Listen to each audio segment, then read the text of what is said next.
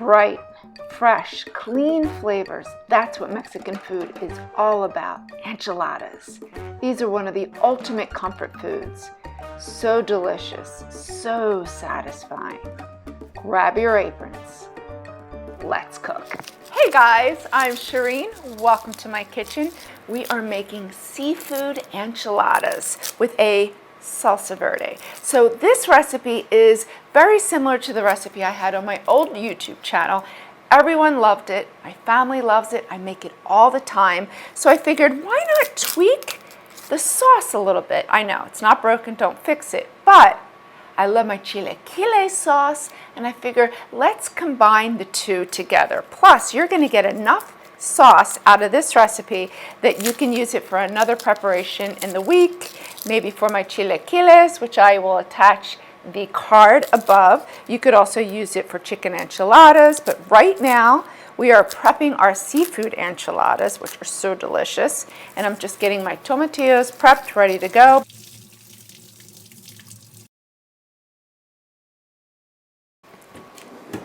So our oven is heated 425 degrees, and now we need to roast our chilies, peppers, and tomatillos.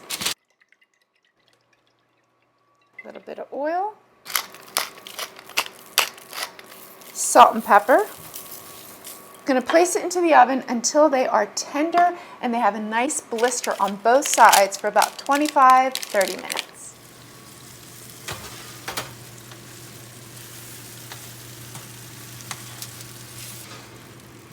Our chilies are in the oven, and now we need to prep our shrimp and our crab. So you want to rinse your crab really well.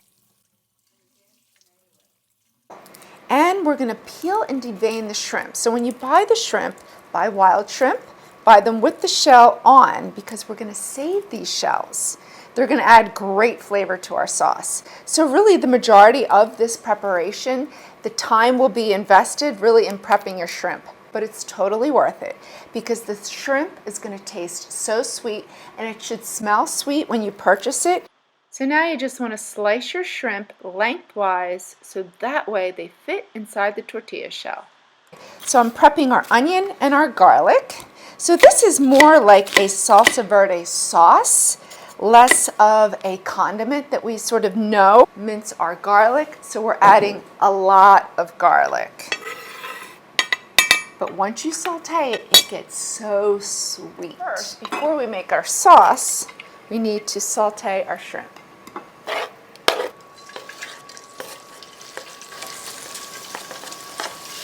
Season your shrimp with salt and pepper.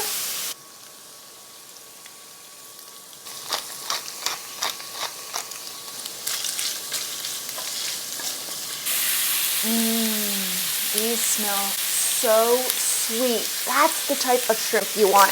And it's okay when you buy your shrimp in the grocery store, it's okay to ask the fishmonger to smell it because you want it to smell sweet. There's nothing worse than going home with bad shrimp, and it's happened to me many times when I didn't ask. All right, so we're just going to saute this for about 1 to 2 minutes, and then we're going to add 2 of the garlic cloves that we minced earlier. Perfect. Now we're just going to remove this to a bowl and set it aside. We have a great flavor in the bottom of this pan. Now we're going to build our sauce. Canola oil, and then our onions that we diced earlier. So we want to saute these until they're nice and tender. They don't really have to be caramelized. They can be just translucent. So we really just want them to be tender and sweet. About 3 to 4 minutes. Season with salt and pepper. So when you are cooking, season in layers, each step of the way. When you add onion, you season it. When you add your next ingredient, season it. So just season what you're adding. So that way, at the end, you have full flavor. All right, so now we want to add the rest of the garlic. We have a lot of garlic, but remember, we're going to saute it. It's going to get super sweet. So it'll need about a minute. Remember, once we smell it, it's good to go.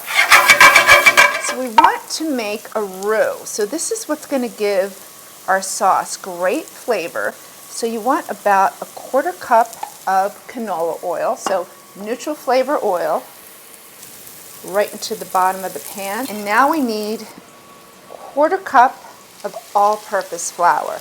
So you just want to sprinkle that right over the top and then whisk. So keep your heat medium, medium-low. So remember, in my previous video, we made a roux, and I gave you that tip of you want it to look like wet sand. That's the perfect texture. So it shouldn't be pasty.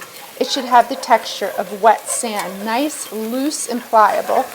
And now we're just going to saute this to cook out that raw flour flavor and develop that beautiful nutty flavor. So I have homemade chicken stock, and I have to tell you, I'm going to show you how to make homemade chicken stock. That'll be another day. You can do it so easy in your pressure cooker. There is nothing better. And when you do the taste test side by side, you're never going to buy stock again. This is so flavorful. So we're going to add 3 cups right into our pan, our ground cumin and coriander. So we're building great flavor here. So by adding the chicken stock actually makes it a veloute, which is one of the 5 mother sauces in classic French cooking. And it really gives great flavor to the sauce. We're building the foundation. Give this a stir. So we're going to bring this to a boil, reduce it to a simmer.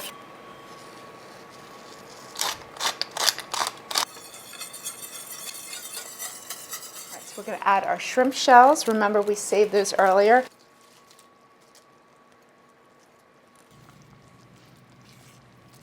While our sauce is cooking, we're now going to prep our pico de gallo. So pico de gallo is basically a really fresh salsa. We're using fresh diced tomatoes. I'm adding a little bit of lime juice and cilantro. So this is just simple.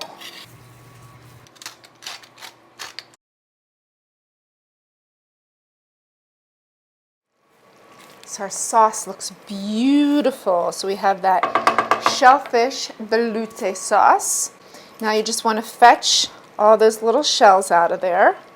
So don't use a strainer because then you'll pull out the onions and the garlic. So we want to puree this and we want that flavor. So just remove the shells one by one. All right, so our chilies, tomatillos, and peppers are out of the oven. They've cooled a bit. So now you just want to remove the stems. I like to remove a lot of those poblano seeds. I find that they can be bitter. I also find that they really hold heat. And I know poblanos really aren't that spicy, but I found that in my sauce, sometimes it lends a good amount of heat, and I want my daughter Isabella to eat this. She doesn't like the heat. If you love the heat, just leave them. The reason why you want to put this on parchment paper, as you can see right here, look at all the juice from the tomatillos. I'll show you an easy way to transfer it into the blender. We don't want to lose that juice. That's good stuff.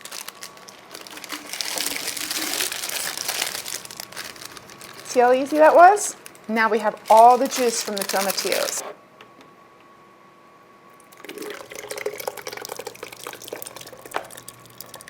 Place the lid on top and then hold it with a kitchen towel because the heat could blow it off.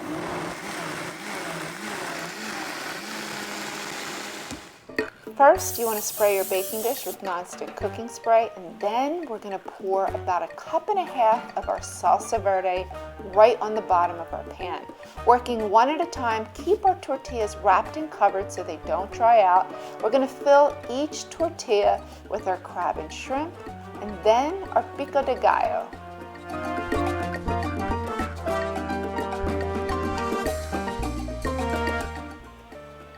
You want to fold the tortilla up and then place it seam side down into the salsa verde. Now we're going to fill the remainder of our tortillas and line them up side by side. Pour the salsa verde down the middle of the tortillas, exposing the ends, and then freshly grate Monterey Jack cheese, or you could use pepper jack. place it into a 375-degree oven for 25 minutes until hot and bubbly. Just like that.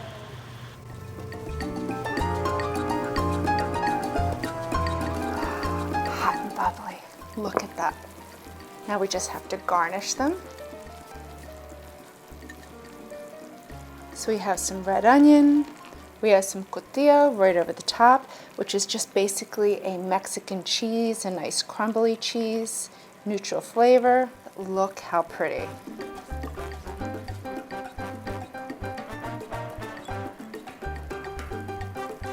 Right, that looks delicious.